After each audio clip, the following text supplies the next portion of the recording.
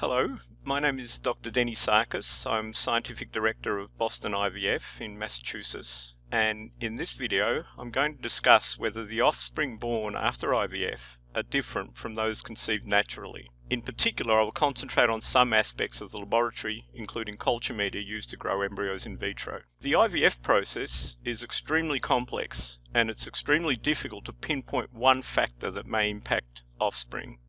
Factors related to the couple being treated, the drugs, and the uterine environment can all be just as important in influencing offspring development, in addition to the laboratory aspects. One way of examining how the IVF process may impact offspring development is to examine whether there have been changes in the live birth weight of babies conceived from IVF over time. At Boston IVF, we conducted a study asking the question, have changes in clinical care and laboratory practice over 18 years impacted live birth weights after autologous fresh and frozen IVF?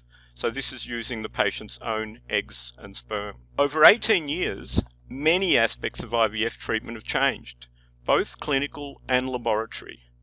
In the Boston IVF clinic, stimulation drugs, luteal support, and other clinical parameters have changed dramatically. For the laboratory, many aspects also changed, including the simple, complex, and one-step culture media.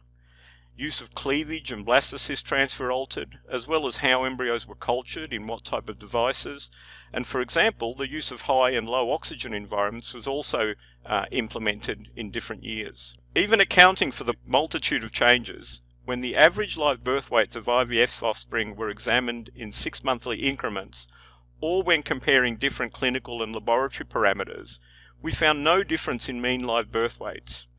The only consistent difference was that frozen embryos transferred led to birth weights approximately 150 grams higher on average than fresh embryo transfers. Shown here, the red line is frozen embryo transfers and blue is fresh embryo transfers.